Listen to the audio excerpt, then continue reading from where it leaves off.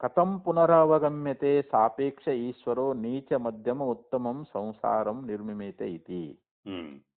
ಇಲ್ಲಿ ಪರಮಾತ್ಮ ಒಂದು ಅಪೇಕ್ಷೆ ಉಳ್ಳವನಾಗಿ, ಜೀವಿಗಳ ಕರ್ಮದ ಒಂದು ಅಪೇಕ್ಷೆ ಉಳ್ಳವನಾಗಿ, ಇಲ್ಲಿ ನೀಚ ಅಂತಂದ್ರೆ ನಿಕೃಷ್ಟವಾಗಿರ್ತಕ್ಕಂಥ ಜನ್ಮಗಳು, ಪ್ರಾಣಿ ಪಶು ಪಕ್ಷಿ ಕ್ರಿಮಿ ಕೀಟ ಮರಗಳು ಗಿಡಮರಗಳದಾವಲ್ಲ, ಇವೆಲ್ಲ ನಿಕೃಷ್ಟವಾದ ಜನ್ಮಗಳು ಅಂತ. ಇನ್ನ ಮಧ್ಯಮ ಅಂತಂದ್ರೆ ಈ ಮನುಷ್ಯಾದಿ ಶರೀರಗಳದಾವಲ್ರಿ, ಇವು ಮಧ್ಯಮ ಜನ್ಮಗಳು ಅಂತ ಹೇಳಿಸ್ಕೊಳ್ತಾವ. ಇನ್ನ ಉತ್ತಮ ಅಂತಂದ್ರೆ ದೇವತಾದಿ ಜನ್ಮಗಳು, ಯಾಕೆ ಉತ್ತಮರು ಅವ್ರು, ಬಹಳ ಪುಣ್ಯ ಮಾಡಿದವ್ರು ಅಂತವ್ರು. ಇವ್ರು ಪುಣ್ಯ ಪಾಪ ಮಿಶ್ರಿತರಾಗಿರ್ತಕ್ಕಂಥವ್ರು ಮನುಷ್ಯರು. ಇವು ಕ್ರಿಮಿಕೀಟಾದಿ ಜನ್ಮಗಳದಾವಲ್ರಿ, ಇವೆಲ್ಲ ರಾಕ್ಷಸ ಯೋನಿಗಳದಾವಲ್ರು, ಇವೆಲ್ಲ ನೀಚ ಅತಿ ನಿಕೃಷ್ಟವಾಗಿರ್ತಕ್ಕಂಥವುಗಳು ಅಂತ. ಈ ರೀತಿಯಾಗಿ ಇಲ್ಲಿ ಯಾವ ಒಂದು ಜನ್ಮಗಳು ಇದು ಅಂದ್ರೆ ಈ ಪ್ರಪಂಚದಲ್ಲಿ ವಿವಿಧತೆಯನ್ನು ನಾವು ನೋಡ್ತೇವಲ್ರಿ, ಅದು ನೀಚ ಮಧ್ಯಮ ಉತ್ತಮ ರೀತಿಯಾಗಿರ್ತಕ್ಕಂಥ ಈ ಸಂಸಾರ ಅನ್ನುವಂತಹದ್ದು, ಇದು ಭಗವಂತ ಜೀವಿಗಳ ಕರ್ಮದ ಅಪೇಕ್ಷೆನ ಇಟ್ಕೊಂಡೇ ಮಾಡಿದಾನನ್ನೋದು ನಿಮ್ಗೆ ಹೆಂಗ್ ಗುರ್ತಾಕತ್ತಿದು, ನಿಮ್ಗೆ ಹೆಂಗ್ ತಿಳ್ಕೊಳ್ತೀರಿ ಇದನ್ನ ಅಂತ ಪೂರ್ವ ಪಕ್ಷಿ ಆಕ್ಷೇಪ ಇಲ್ರಿ. ಅದಕ್ಕೆ ಅವ್ರು ಉತ್ತರ ಕೊಡ್ತಾ ಇದ್ದಾರೆ, ತಥಾಹಿ ದರ್ಶಯತಿ ಶ್ರುತಿ. ಇಲ್ಲಿ ಶ್ರುತಿ ಅನ್ನುವಂತಹದ್ದು ನಮಗ ಹೇಳ್ತೈತಿ, ನಾವಿದನ್ನ ಕಲ್ಪಿತವಾಗಿ ಹೇಳ್ತಾ ಇಲ್ಲ.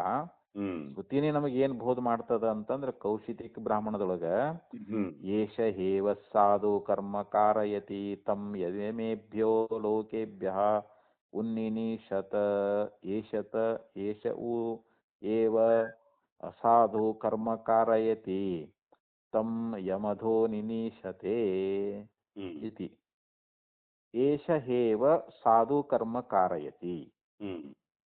ಸಾಧು ಕರ್ಮ ಅಂದ್ರೆ ಪುಣ್ಯ ಕರ್ಮಗಳು ಅಂತ, ಒಳ್ಳೆ ಕರ್ಮಗಳಿಗೆ ಸಾಧು ಕರ್ಮಗಳು ಅಂತ ಕರೀತಾ ಇದ್ದಾನೆ.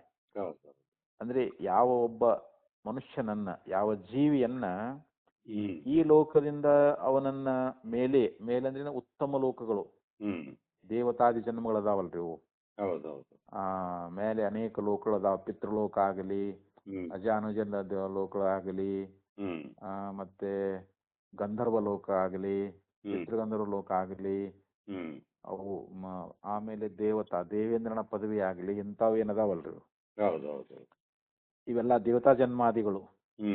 ಅವನನ್ನ ಅಂದ್ರೆ ಯಾವನನ್ನ ಆ ಮೇಲಕ್ಕೆ ಏರಿಸ್ಬೇಕಪ್ಪ ಅಂತ ಹೇಳಿ ಅವನಿಗೆ ಭಗವಂತನಿಗೆ ಇಚ್ಛಾ ಆಗ್ತೈತಿ, ಅವನಿಂದ ಒಳ್ಳೆ ಕರ್ಮಗಳನ್ನ ಅವನು ಮಾಡಿಸ್ತಾ ಇದ್ದಾನೆ ಅಂತ.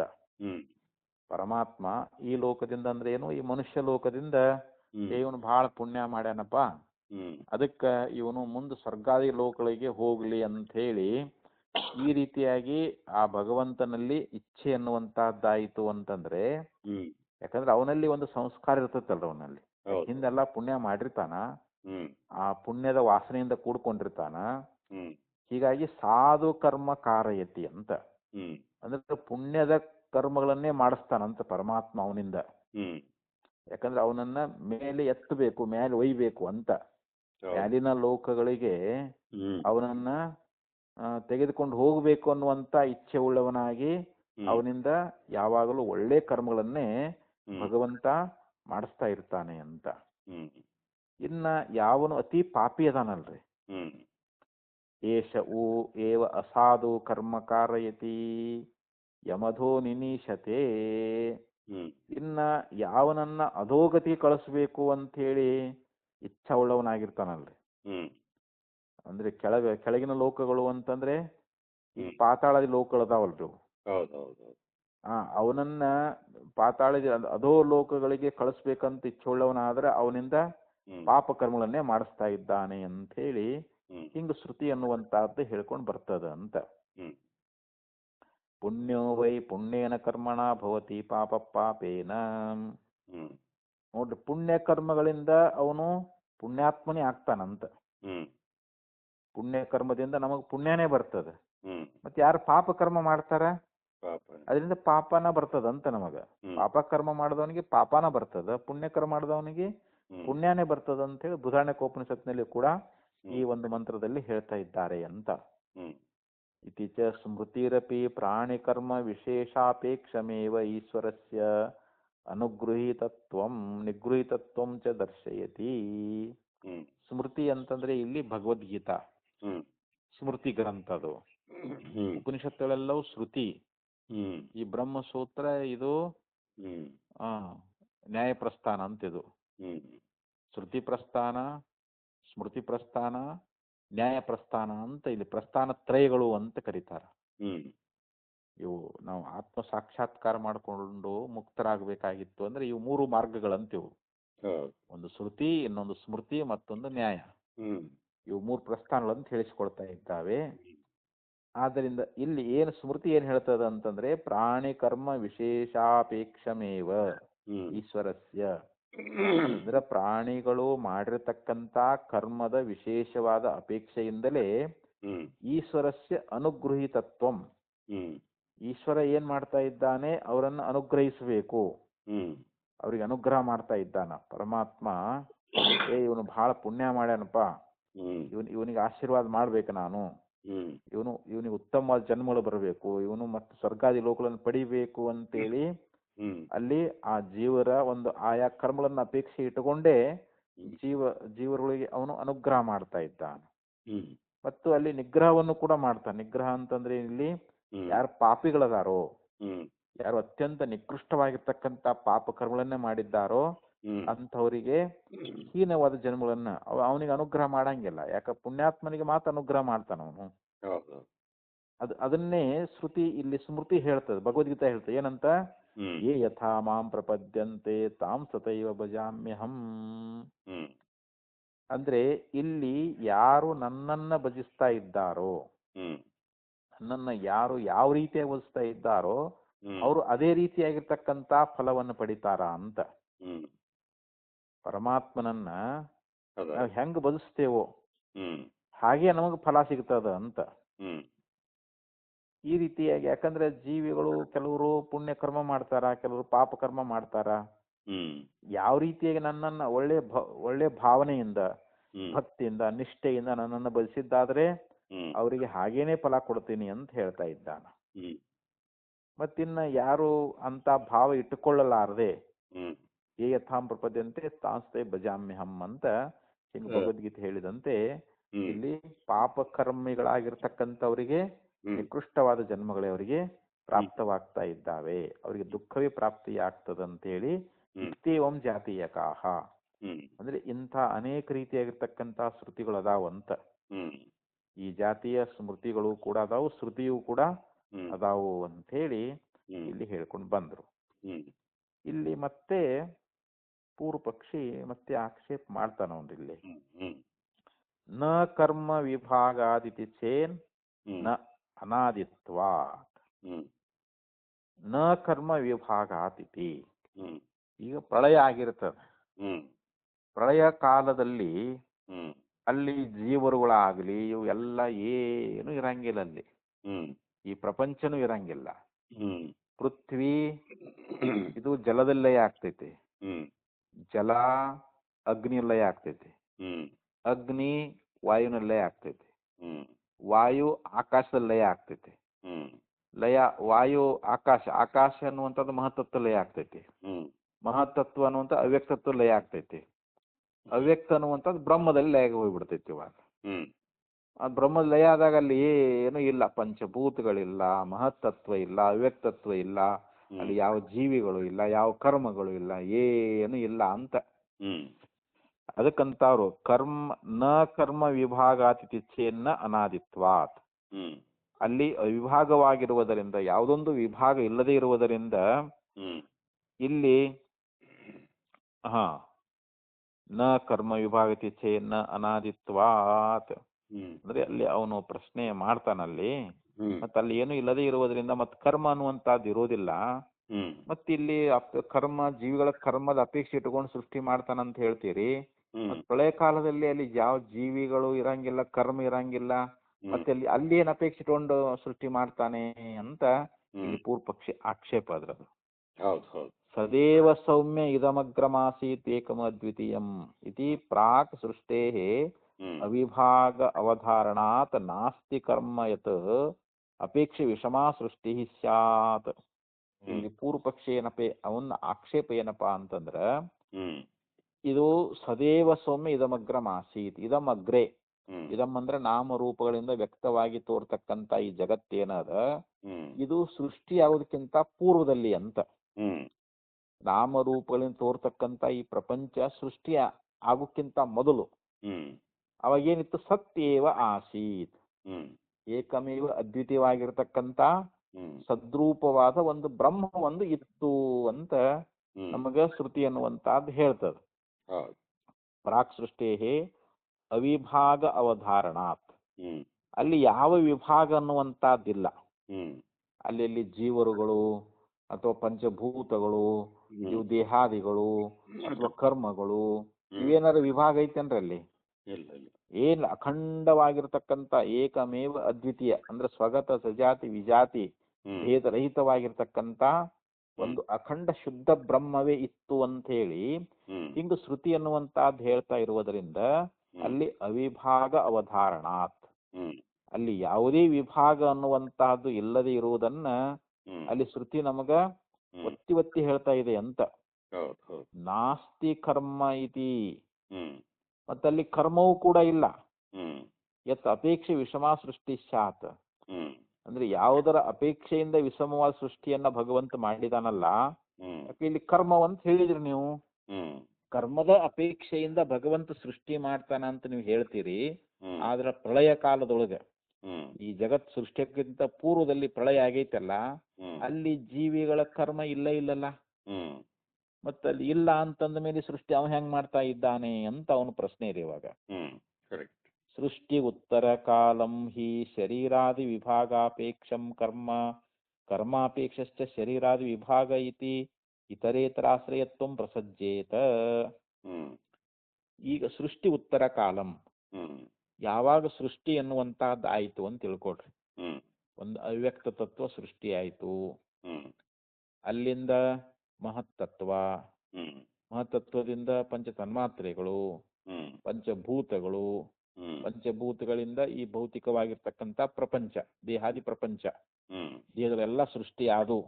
ಹೌದು. ಇದು ಸೃಷ್ಟಿ ಉತ್ತರ ಕಾಲ. ಇದು ಹ್ಮ್ ಯಾವಾಗ ಸೃಷ್ಟಿ ಆರಂಭ ಆಯ್ತು, ಹ್ಮ್ ಪಂಚಭೂತಾದಿಗಳ ಸೃಷ್ಟಿ ಆಯ್ತು, ದೇಹಾದಿಗಳ ಸೃಷ್ಟಿ ಆಯ್ತು, ಹ್ಮ್ ಆವಾಗ ಶರೀರಾದಿ ವಿಭಾಗಾಪೇಕ್ಷಂ, ಹ್ಮ್ ಶರೀರಗಳೆಲ್ಲ ಸೃಷ್ಟಿ ಆದವು, ಹ್ಮ್ ಜೀವರುಗಳ ಸೃಷ್ಟಿ ಆಯ್ತು. ಇವಾಗ ಹ್ಮ್ ಅವಾಗ ಏನಾಗ್ತೈತಿ, ಕರ್ಮಾಪೇಕ್ಷ, ಅವಾಗ ಕರ್ಮಗಳನ್ನ ಮಾಡ್ತಾನೆ. ಇವಾಗ ಹ್ಮ್ ಶರೀರಾದಿಗಳ ಸೃಷ್ಟಿ ಆಯ್ತು ಅಂತಂದ್ರೆ ಮತ್ತೆ ಕರ್ಮ ಮಾಡಕ್ ಶರೀರ ಬೇಕಲ್ರಿ. ಇವಾಗ ಹೌದು. ಶರೀರ ಇದ್ರೆ ನಾವು ಕರ್ಮ ಮಾಡ್ತೀವಿ. ಹ್ಮ್ ಆ ಶರೀರಾದಿಗಳ ಒಂದು ವಿಭಾಗಾಪೇಕ್ಷಂ ಕರ್ಮ ಹ್ಮ್ ಅಂದ್ರೆ ಕರ್ಮ ನಡಿಬೇಕಪ್ಪ ಅಂತಂದ್ರೆ ಶರೀರಾದಿಗಳು ವಿಭಾಗ ಆಗಬೇಕು. ಹ್ಮ್ ಕರ್ಮಾಪೇಕ್ಷಶ್ಚ ಹ್ಮ್ ಶರೀರಾದಿ ವಿಭಾಗ, ಹ್ಮ್ ಶರೀರಾದಿಗಳ ವಿಭಾಗ ಆಗಬೇಕಂದ್ರೆ ಕರ್ಮ ಬೇಕು.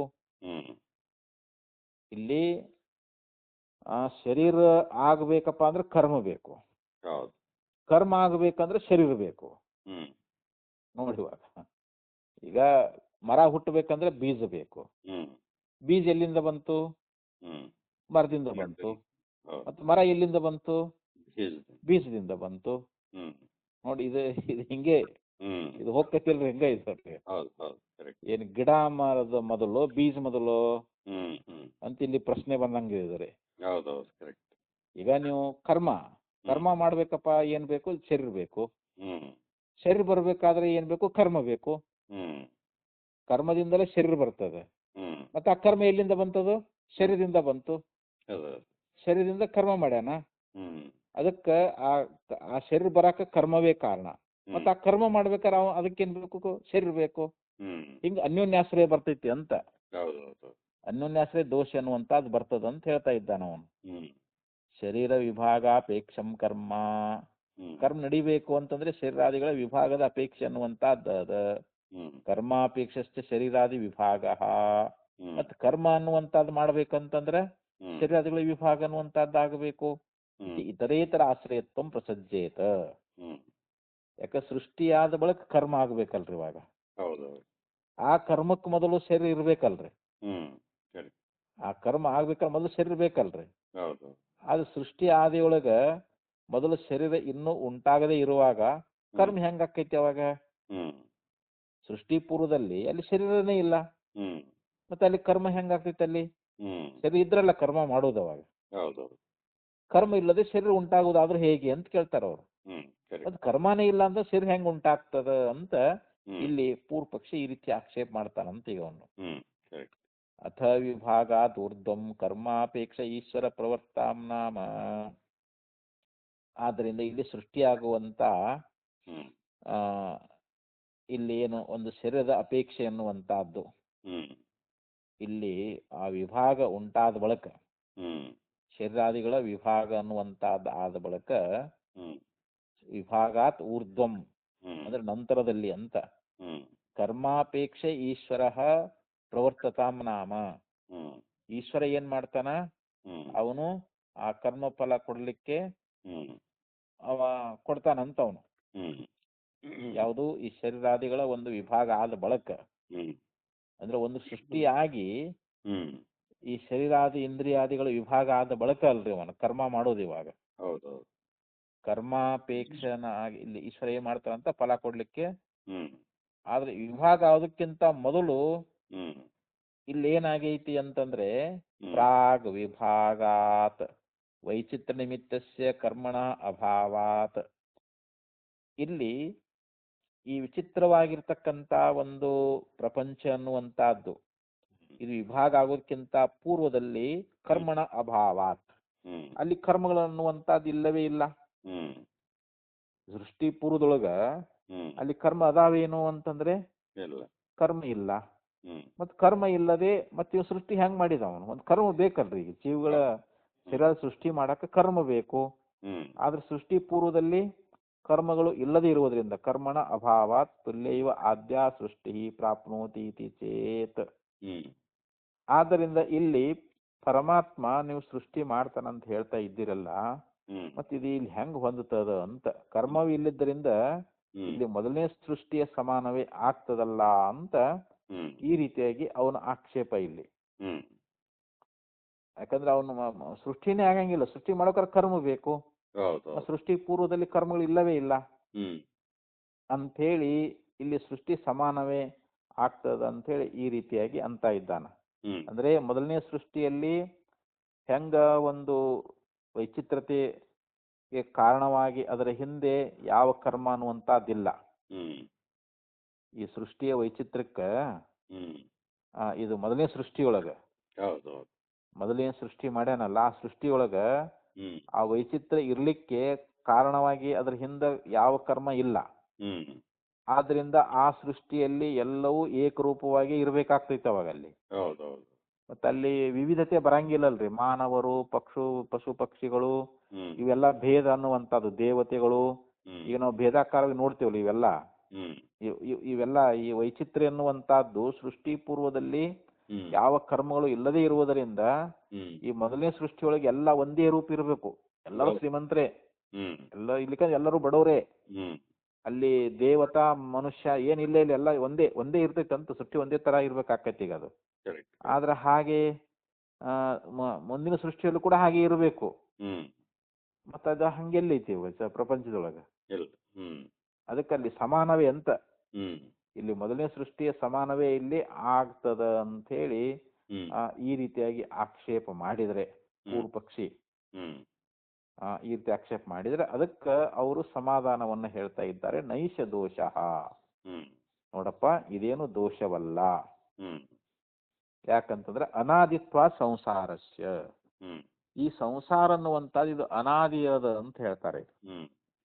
ಅನಾದಿ ಅಂತಂದ್ರೆ ಇದು ಎಂದು ಹುಟ್ಟೈತೆ ಅನ್ನೋದು ಇಲ್ಲೇ ಇಲ್ಲ. ಈಗ ಸದ್ಯ ಸೃಷ್ಟಿ ಆಗೈತಿ ಇವಾಗ, ಇದು ಮುಂದೆ ಪ್ರಳಯ ಆಗ್ತೈತಿ. ಪ್ರಳಯ ಆದ್ಮೇಲೆ ಮತ್ತೆ ಸೃಷ್ಟಿ ಆಗ್ತೈತಿ. ಅಂದ್ರೆ ಈ ಸೃಷ್ಟಿ ಆಗೋಕ್ಕಿಂತ ಪೂರ್ವದಲ್ಲಿ ಏನಿತ್ತು, ಪ್ರಳಯ ಆಗಿತ್ತವಾಗಿಂದ. ಆ ಪ್ರಳಯ ಆದಾಗ ಎಲ್ಲಾ ಜೀವರುಗಳು ಅಲ್ಲಿ ಬ್ರಹ್ಮದಲ್ಲಿ ಎಲ್ಲ ಏಕಾಗಿ ಹೋಗ್ಬಿಟ್ಟಿದ್ರು. ಅದಕ್ಕಿಂತ ಅಂದ್ರೆ ಹಿಂದಿನ ಅದಕ್ಕಿಂತ ಮೊದಲು ಸೃಷ್ಟಿ ಆಗೈತಲ್ಲ ಹಿಂದ್ರಿ.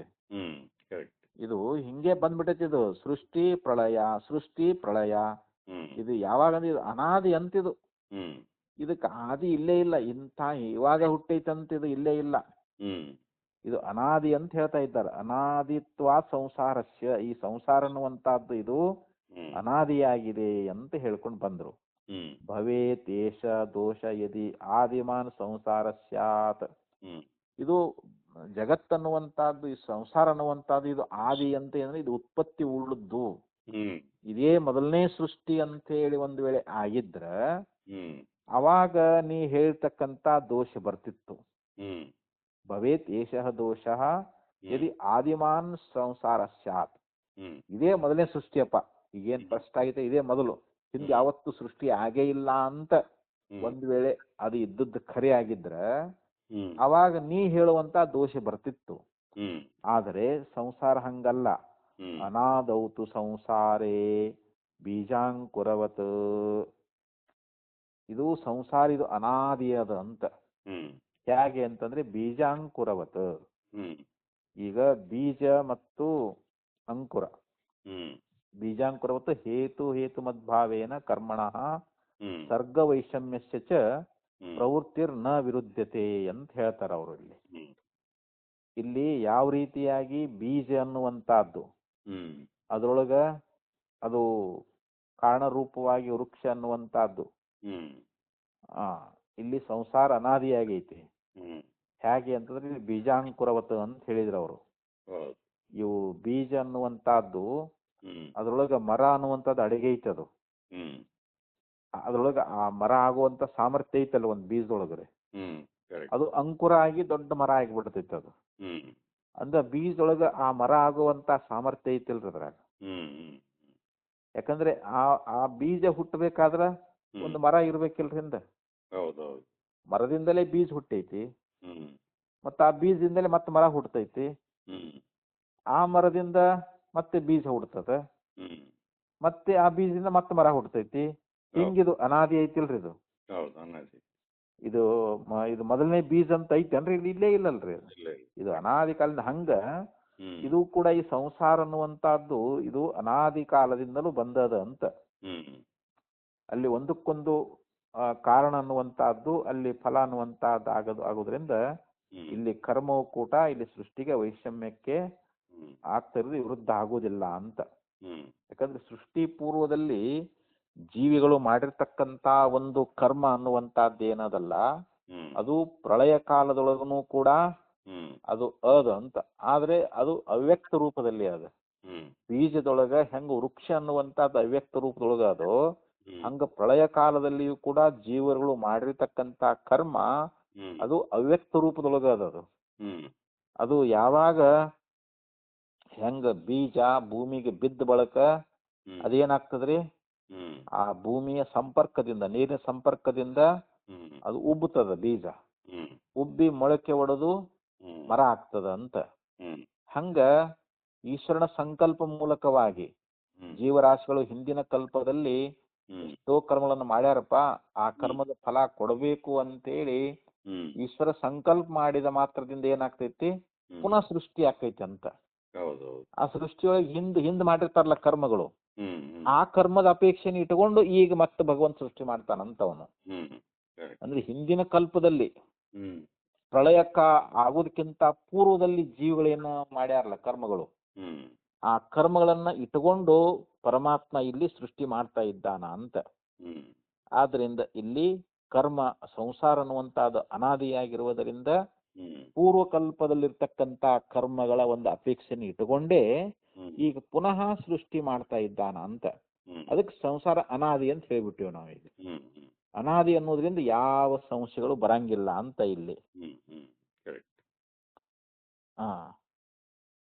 ಇಷ್ಟ ಆಯ್ತಲ್ರಿ. ಯಾಕಂದ್ರೆ ಈ ಸೃಷ್ಟಿ ಹಿಂದೆ ಅನೇಕ ಸೃಷ್ಟಿಗಳು ಆಗ್ಯಾವಂತ ಇವಾಗ, ಇನ್ನು ಮುಂದೂ ಕೂಡ ಆಗ್ತಾವ ಇನ್ನು.